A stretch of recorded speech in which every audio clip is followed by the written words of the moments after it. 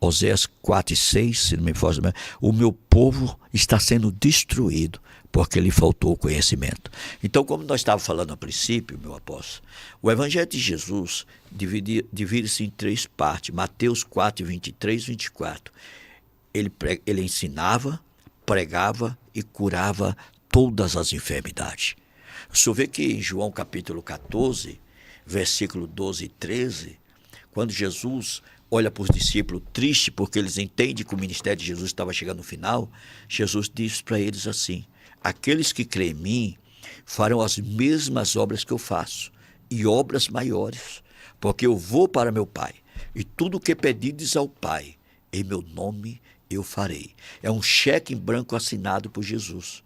Agora, a quantia, o milagre, quem coloca é a gente. Se a gente crê que ele cura a dor de cabeça, é isso. Mas se a gente crê que ele é curador de cabeça, mas ele arranca o câncer, ele destrói a doença, ele é poderoso. E nós precisamos saber. Nesse livro aqui, eu tenho a revelação de Deus pela palavra, e eu escrevo aqui pelo Espírito Santo, de onde vieram as doenças, as causas das enfermidades. E a gente mostra que é o pecado dentro da Bíblia, é a desobediência, demônios, acidente, abuso do seu próprio corpo. A gente fala também sobre de onde vieram as doenças. A gente fala como que a Santíssima Trindade, a Santíssima Trindade vê as doenças, vê as enfermidades. Por exemplo, você vê na Bíblia que Deus vê as doenças, biblicamente, como verdadeiro cativeiro. Jesus vê como prisões. O Espírito Santo vê como opressão. E aí eu pergunto, as doenças são bênção ou maldições? E você vê que a bênção de Deus, ela levanta, ela enriquece, ela não traz dor, ela não traz sofrimento. E eu coloco 10 princípios para que você venha ser curado por Deus, divinamente curado por Deus. A gente traz sobre o princípio da fé, que é um princípio, a oração, a unção com óleo, o nome de Jesus, sabe? A determinação, enfim, nós colocamos aqui o conhecimento da palavra. São 10 princípios que a pessoa vai ler e ela vai descobrir que a vontade de Deus para ela é o que está escrito em Provérbios 3,16. Vida longa na tua mão direita, riqueza e honra na tua mão esquerda. Aleluia. Glória a Deus. Apóstolo, você está falando de cura e é uma coisa muito interessante, né? Porque hoje falta muito esse ministério de cura nas igrejas, né? Cura divina. Hoje tem muito ministério de cura interior, mas pouco ministério de cura divina. Mas o senhor já conseguiu, assim, como um ministro de cura divina na vida das pessoas, de orar, de ministrar pela palavra, do jeito que Deus te levantou? Quais são os impedimentos que às vezes as pessoas têm para receber essa cura? Porque tem... Igual, o Senhor tem cura para todos, a gente crê nisso. Mas nem todos são curados. Mas o Senhor, como ministro de cura divina, o Senhor já percebeu? Fala assim, ó, essa pessoa, tem gente que não é curada por esse motivo, tem gente que não é curada por esse motivo. O Senhor já conseguiu discernir, identificar isso? Sim, na verdade, a fé vem pelo ouvir, como nós falamos. Eu falei a princípio. Então, uma da dificuldade, uma situação que às vezes impede a cura, é justamente a falta do conhecimento desta pessoa, a falta do conhecimento dela entender, do entendimento que a vontade plena de Deus para ela é a cura, é o milagre. Ela precisa entender isso. Ela precisa entender que a cura é o pão para os filhos, que a vontade plena de Deus é curar. E precisa se entender que Deus, quando formou o homem, Deus disse: façamos o homem à nossa imagem e semelhança, e domine sobre os peixes do mar, os animais do campo e as aves do céu. Então Deus não fez o homem doente. Está escrito em Gênesis capítulo 1, versículo 31, que Deus viu que tudo o que ele fez foi bom e perfeito. Paulo escreve aos 1 Coríntios 6, versículo de número 1 Coríntios 6, versículo 19, não sabeis que o vosso corpo é templo do Espírito Santo. Então, quando ela entende Hoje a falta do entendimento acerca da cura, a falta do conhecimento acerca da cura divina é um impedimento. Porque quando ela conhece, ela reconhece que a vontade de Deus, a fé dela é ativada.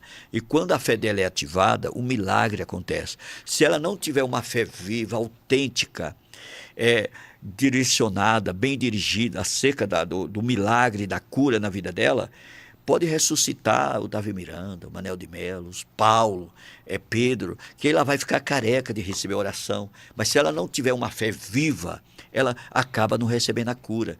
Porque todo milagre é pela fé, através da palavra. Se você crer, você verás a glória de Deus. A tua fé te curou.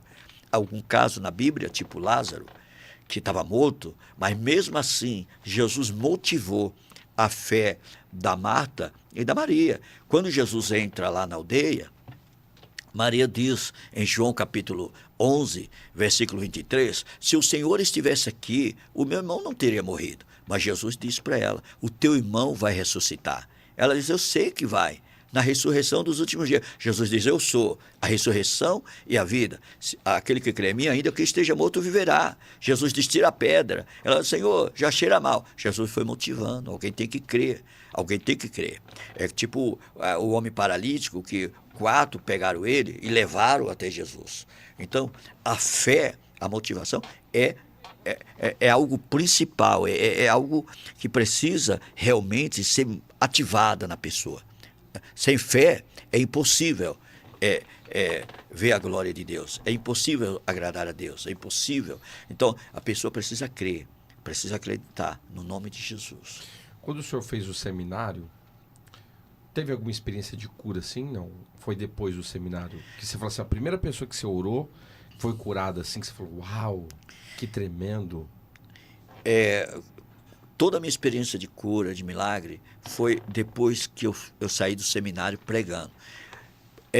Você já sai do seminário e você sai pregando. Já saí pregando.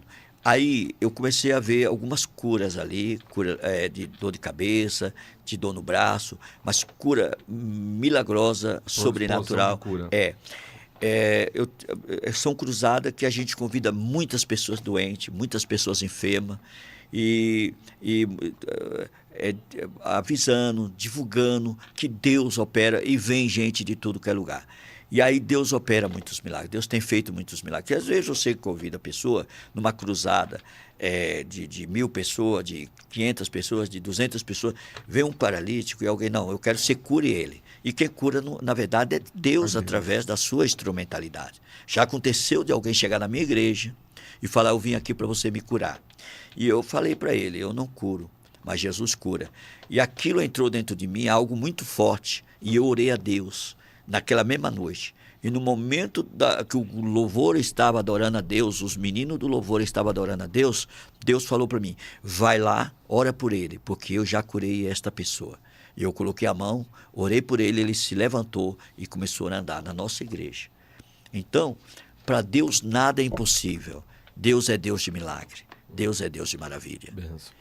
O senhor falou assim que o senhor teve uma experiência de escutar a voz do Senhor 3 vezes, né? Falando para você que ia te levantar como um pregador e tal.